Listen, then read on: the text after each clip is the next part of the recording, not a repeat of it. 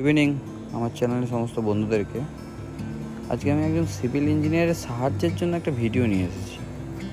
আমার এই ভিডিওটার মেন টপিক হচ্ছে যে কোনো একটা বিল্ডিংয়ে ডিজাইন করছো, সেই সময় ফুটিং, কলম, বিম, স্ল্যাব এর মিনিমাম ও ম্যাক্সিমাম কত পার্সেন্ট স্টিল ব্যবহার করা দরকার।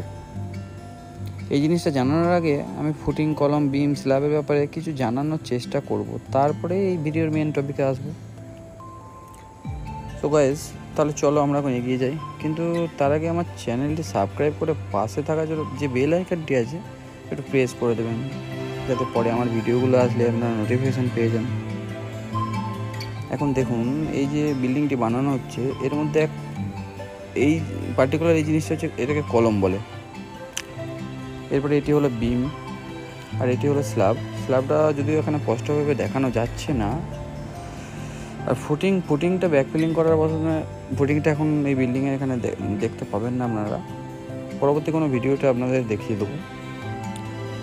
এবার আসুন এই ড্রয়িংটাতে, এখানে দেখানো যে 3 ধরনের ফুটিং। এই যে স্কেচটা আছে, স্কেচে দেখুন 3 ধরনের ফুটিং দেখানো আছে।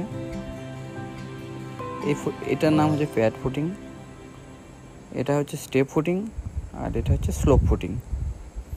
তা কোন ফুটিংটা কখন কি ব্যবহার করা হয় সেটা একমাত্র সয়েল টেস্ট করেই জানা যাবে।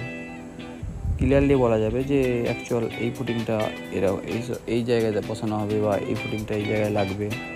সেখানকার সয়েল টেস্ট রিপোর্ট কী বলছে তার উপর ডিপেন্ড করবে। এবার আসি নেক্সট ড্রয়িংয়ে। দেখুন, নেক্সট যে কেসটা আছে এটা একটা স্ল্যাবের স্কেচ। দেখুন, এখানে কলম টু কলম বিম প্রোভাইড করা হয়েছে, তার উপর স্ল্যাবটা দেওয়া হয়েছে। স্ল্যাবের না একটা লঙ্গার স্প্যান, একটা শর্টার স্প্যান থাকে। এবার কলম টু কলম ডিস্টেন্স যেদিকে বেশি সেটা লঙ্গার, আর যেদিকে কম সেটা শর্টার। এবার দেখুন, এখানে অনেক ধরনের বিমের ডায়াগ্রাম দেখানো আছে। একটা বিমের ওপর ডিটেল আলোচনা করবো আমি পরবর্তী ভিডিওতে, তার জন্য আমার সাথে জুড়ে থাকতে হবে। এখন আমরা এগিয়ে চলি আমাদের মেন টপিকে। দেখুন, এই যে আপনাদের বিম, কলম, স্ল্যাব, ফুটিং দেখালাম, সবগুলোতে একটা মিনিমাম ও ম্যাক্সিমাম পার্সেন্টেজ অফ স্টিল ব্যবহার করতে হয়। বেশি ব্যবহারও করা যায় না, আবার কমও ব্যবহার করা যায় না। তো বিমের ক্ষেত্রে মিনিমাম 1% আর ম্যাক্সিমাম 4% স্টিল ব্যবহার করা হয় অ্যাজ পার আইএস কোড। তো এই পার্সেন্টেজটা কার ওপর ডিপেন্ড করবে? ভলিউম অফ কংক্রিটের ওপর।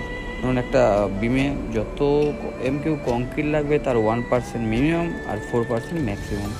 সিমিলারলি স্ল্যাবের ক্ষেত্রে মিনিমাম 0.15% আর ম্যাক্সিমাম 1%। আর কলমের ক্ষেত্রে মিনিমাম 0.8%, ম্যাক্সিমাম 4%। দেখুন, লিস্টে সব কিছু লেখাই আছে, একবার দেখে নেবেন, আমি জাস্ট বলে দিচ্ছি। আর ফুটিংয়ের ক্ষেত্রে 0.8% আর ম্যাক্সিমাম 1% এই স্টিলটা ব্যবহার করা হয়ে থাকে টোটাল ভলিউম অফ কংক্রিটের ওপর। সো গাইস, ধন্যবাদ। আবার আসবো নতুন কিছু ভিডিও নিয়ে।